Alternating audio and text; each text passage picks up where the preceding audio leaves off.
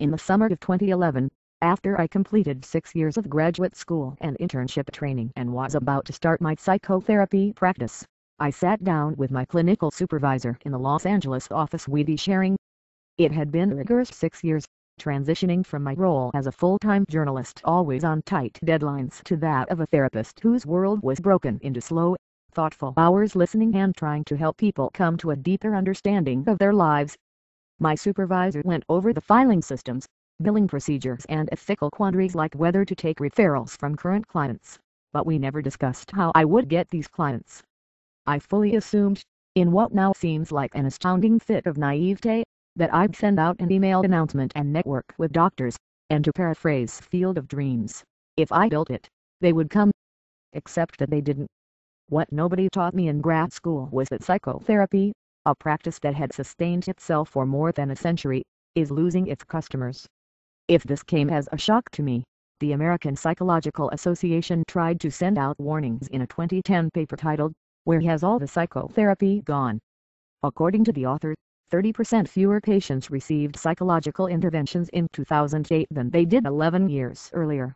Since the 1990s, managed care has increasingly limited visits and reimbursements for talk therapy but not for drug treatment, and in 2005 alone, pharmaceutical companies spent $4.2 billion on direct-to-consumer advertising and $7.2 billion on promotion to physicians, nearly twice what they spent on research and development. According to the APA, therapists had to start paying attention to what the marketplace demanded or we risked our livelihoods. It wasn't long before I learned that an entirely new specialized industry had cropped up, branding consultants for therapists. I couldn't imagine hiring a branding consultant to lure people to the couch. Psychotherapy is perhaps one of the few commercial businesses that doesn't see itself as one, that views financial gain as unseemly when connected to the delicate work of emotional insight. Moreover, the field is predicated on strict concepts of authenticity, privacy and therapist-patient boundaries. Branding was the antithesis of what we did. But a couple of months after setting up my office and waiting for people to call, I found myself wondering, first idly, then deliberately, and always guiltily, about those branding consultants and how exactly they help therapists like me. Sitting at my desk one morning when my appointment book looked particularly dismal, the combination of curiosity and desperation got the best of me. On Google, I came across a branding consultant named Casey Truffaut. Her website's homepage spoke directly to my situation. "You are called to be a therapist. Are you also called to poverty?" I immediately dialed her number. The first thing Truffaut told me when I reached her in her Orange County office was that I shouldn't feel bad about my empty hours.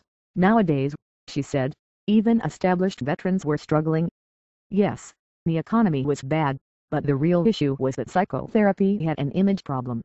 She told me about a therapist named Sandra Bryson. In 2009, Bryson called for help after her successful Oakland-based practice of 25 years lost patients when she stopped taking insurance. According to Truffaut, Bryson shared the problem common to therapists, the blood-founding message and no-angle. Bryson had always done well as a generalist, treating anything from depression to grief to marital issues, but Truffaut urged her to find the specialty, one that captured the zeitgeist but didn't feel played out. Bryson mentioned that she liked helping parents and had an affinity for technology, and voila, suddenly she had a brand. Not as a clinician addressing typical parenting issues like boundary setting, which Truffaut called generic and old school, but as an expert who helps modern families navigate digital media. She also became a sought-after speaker on so-called hot issues like screen time, cyberbullying and sexting, and Bryson told me her practice, which is based on mostly deep work, had become more advice-driven. Now her schedule is full, and her income has increased about 15% a year. Nobody wants to buy therapy anymore, Truffaut told me. They want to buy a solution to a problem.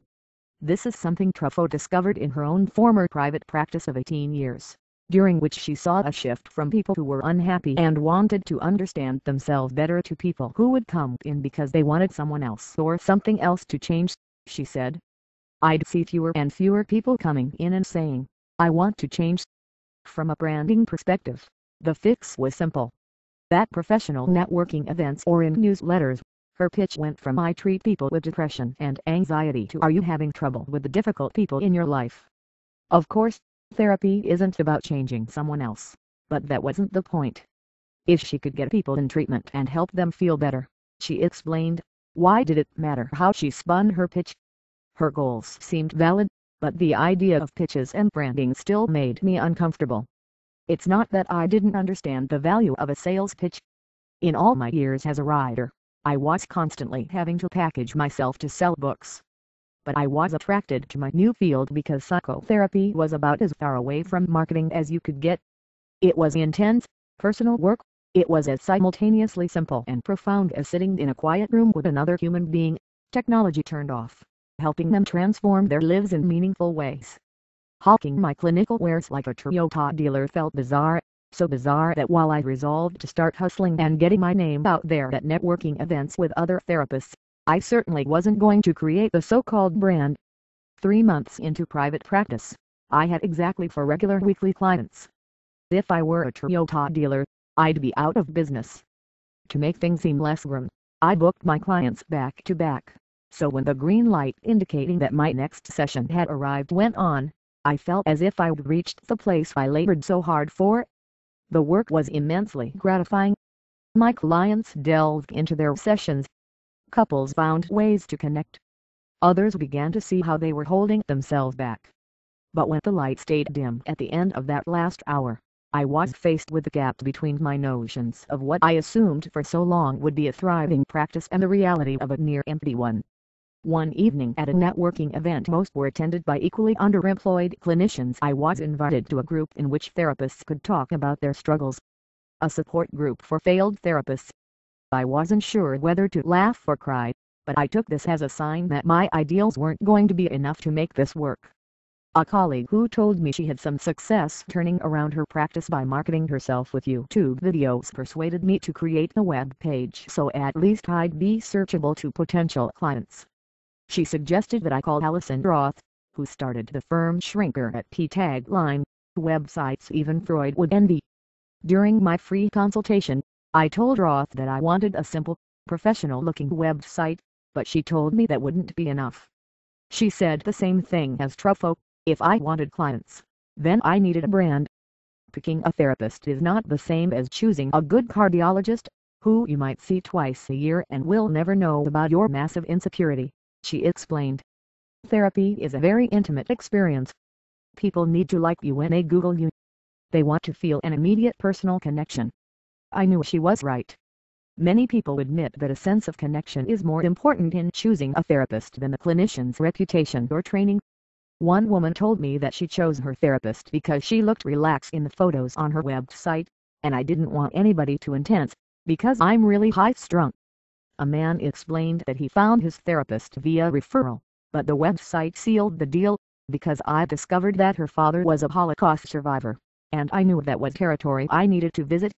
Another woman chose her therapist because her blog revealed that she had successfully overcome food issues in college, something this client was struggling with. But disclosing this sort of personal information has always been tricky for therapists. In graduate school, psychology students are instructed not to display family photos in their offices and even to choose carefully the types of magazines they place in their waiting rooms, yet savvy branding specialists encourage just those kinds of subtle revelations. If you're a parent, if you're gay, if you've suffered from chronic illness, if you're a child of divorce, if you've lost a loved one, sharing this, they say, makes clients with a similar history feel that you get it. I mentioned this to my colleague Dina Zethoschen, who has been practicing in Atlanta for more than 20 years, and she said she had seen this change, too.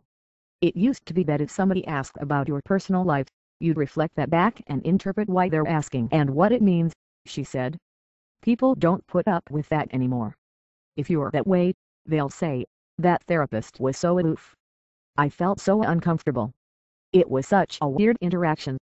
But as therapists, we lose useful material we used to get in the transference. Essentially, transference is a jargony way to describe what happens when a patient redirects unconscious feelings toward the therapist, who is often serving as a stand-in for someone else in his life. The patient might idealize or devalue his therapist. He might conflate him with a parent or spouse or the boss who fired him 5 years ago.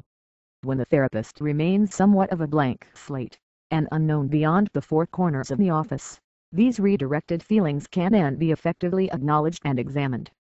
But the concern is that the more details a patient knows about his therapist, the less likely he is to transfer unconscious feelings, the less chance the therapist will have to identify what really trips the patient up, and the less opportunity the patient will have to truly understand himself and, ultimately, change. Even so, most therapists I know are becoming aware that they need to project more than a tabula rasa. Roth suggested to me that in addition to creating a website, therapists should set up Facebook and Twitter accounts. She gives instructions on how to create social media boundaries, like whether you'll respond to clients' posts, blogs, real-time appointment schedulers, teletherapy that's compliant with federal privacy rules, and other features that allow potential clients, she said, to feel personally connected to you at all times. I felt my stomach lurch. I had just learned in graduate school why the formal structure of a 50-minute session works so well. It gives people a designated space and context in which to delve into difficult issues and then leave safely, without wounds exposed. I'd also seen firsthand, by making rookie mistakes during my internship, how breaking the frame can interfere with treatment. Constant communication can create a false sense of friendship and also undermine the development of coping skills, the ability to tell the difference between normal states of sadness or anxiety that pass and a true state of emergency.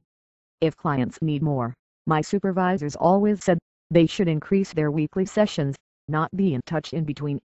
I told Roth I had no desire to tweet daily aphorisms or to blog for my patients. Let's just focus on the website, I said. No bells and whistles. She had two recommendations: addressing viewers in a video on the home page to move forward the first meeting in the office, and coming up with connecting questions to bring in my to-be-determined target demographic. She gave me some examples. Is your daughter making choices you're worried about? Would you like your partner to do more of some things and less of others? Are there people in your life you'd like to say no to? I'd also need a specific tagline, like make your home a happier place for parents with unruly teenagers, or find your way back to life for disgruntled couples. People want to see the therapist who fits their exact situation, Susan Giurlio, a branding consultant outside Boston, told me. Giurlio said she gets 10 calls a week from struggling therapists. One of her clients, Kathy Morelli, filled her practice by becoming the go-to therapist for birth trauma and other pregnancy issues, an area Giurlio called a thriving but untapped market. Other therapists, she said, became successful with specialties as narrow as treating tweens, alternative families, military wives, video-addicted teenage boys, kids with Asperger's syndrome, and repeat DUI offenders. The one thing I enjoyed most was the wide array of cases I saw, I explained to Roth, and if I specialized, I'd be doing too much of the same thing all day. She suggested that if I wasn't ready to commit to a niche, I could have life coaching services to appeal to today's consumer looking for quick solutions rather than long-term insight.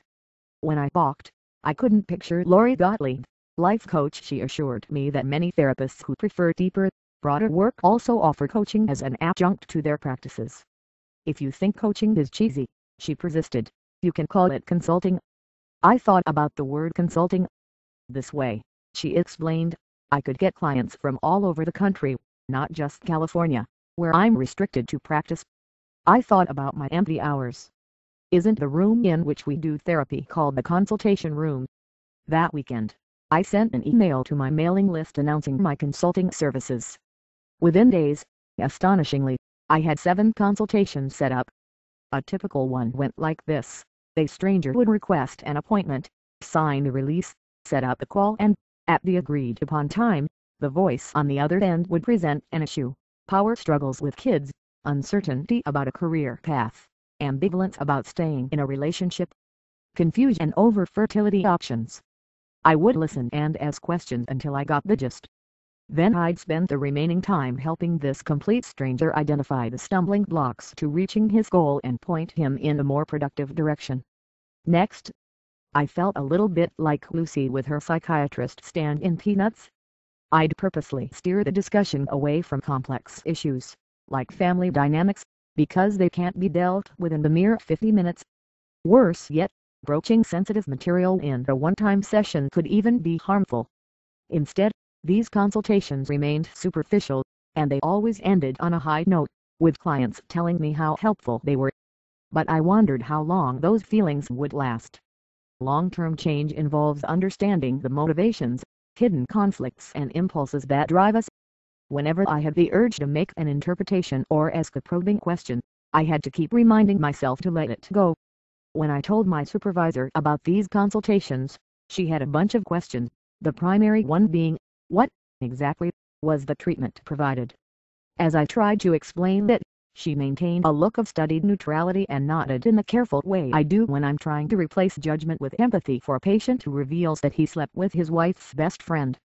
Justifying life coaching to a well-respected psychodynamic therapist felt a little like being a teenager trying to persuade my mom that Madonna was as musically significant as Mozart. Yes, I was helping people, but no, it wasn't psychotherapy. Even my contract said so. There was another issue.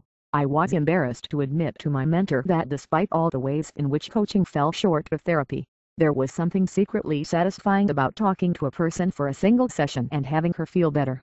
No tears, no frustration, no need for all those tissue boxes.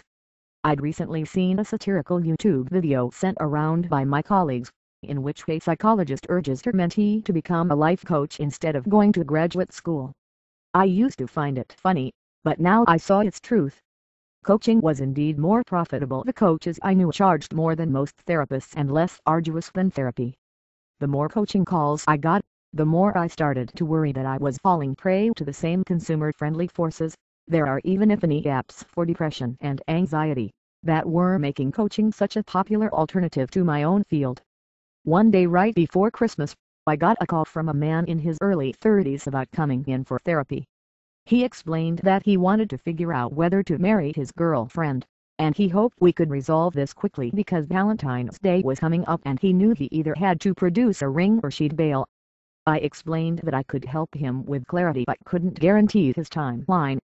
The day before our appointment, he called again and told me he found a relationship coach to help sort things out. She gave him a 4-session package guarantee.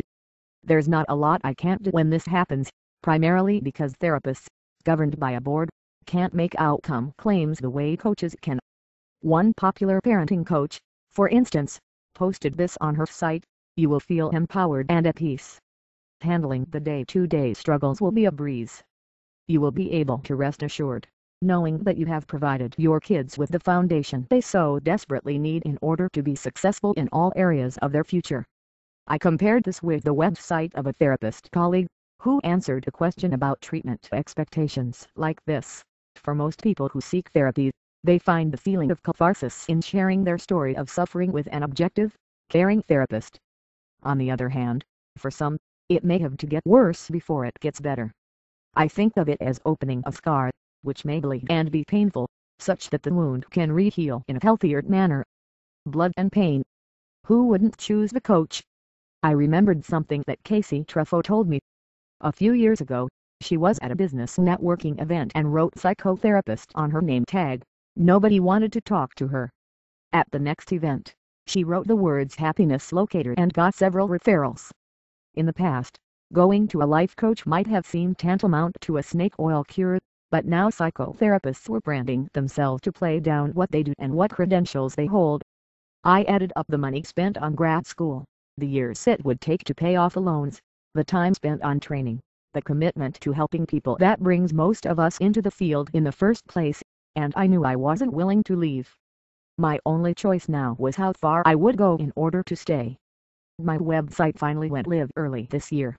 I had it professionally designed, but I didn't use a therapist branding firm. In writing my own copy, I used Rob's idea of connecting questions and went shamelessly casual, even though originally I envisioned a more formal tone and less personal information. I had no idea how well received it would be by potential clients. After all, I studied mental illness, not marketing. This may not be true for the next crop of therapists. Marie Neville, chairwoman of the Department of Counseling and Clinical Psychology at Teachers College, Columbia University, told me that graduate schools have begun adding marketing to their curriculums. Despite a deep discomfort around the commercial aspect of the work, she said, therapists are learning how to supplement their practices. Susan Giorlio suggests using what she calls passive income streams like workbooks, tip sheets and other products that can be sold online. She also makes video workshops on, say, homework survival, selling them for $50 for an 8-week course, along with a workbook. Others have loosened up a 50-minute session frame by offering 20-minute sessions to give as many options as possible. Part of me felt hopeful that I wouldn't have to resort to all this. People were slowly finding me through my website, and that, I thought, would be enough to sustain me. But the thing about branding is that it feels never-ending. For every concession I made, I hadn't gone far enough. Website. Check. Personal disclosure. Check. Consulting services. Check.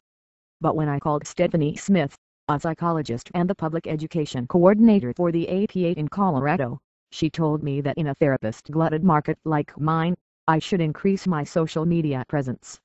She said that she decided to differentiate herself in the saturated Denver market by branding herself not as a therapist stuck in the mine but as somebody who's in touch with what's going on in the regular world of pop culture. She blogs after episodes of Glee, posts about movies she likes and tweets about the Denver Broncos. This way, she explained, people see that I'm a normal person, too. But there was more. Casey Truffaut told me that in order to diversify, I should also offer instant messaging therapy and even cited its clinical merit. A therapist might say some brilliant things in the therapy room that the client will forget in half an hour, she explained, but now the client can read it over and over. She also said text work, as she called it, can make therapy deeper in the way that people who meet on Facebook reveal more because of the anonymity. I've never seen research on the efficacy of text therapy, but one study on phone versus in-person cognitive behavioral therapy for depression showed that while people stuck it out longer with teletherapy, largely because of accessibility and convenience, they showed less improvement 6 months later than those in face-to-face therapy.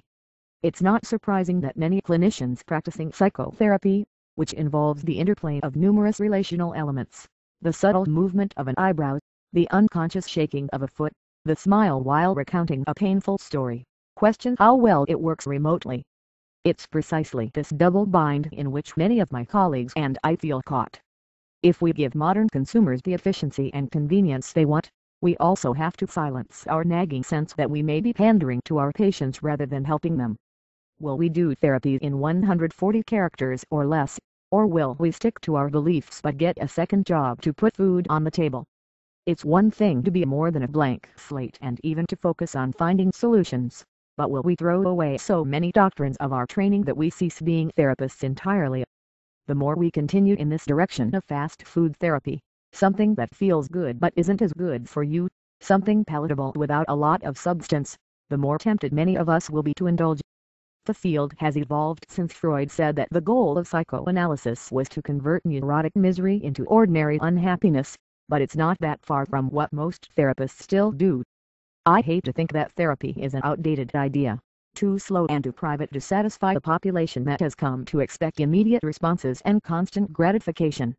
The truth is, I'm just the person trained to sit in a room and, if I'm really doing my job well and am attuned to all the subtle suggestions and gestures at play in an ongoing, face-to-face therapeutic relationship, help people understand themselves better so they can live more fulfilling lives.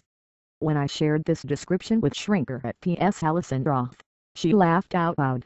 Not sexy, she said. She wasn't surprised to hear that I still have spots open for referrals.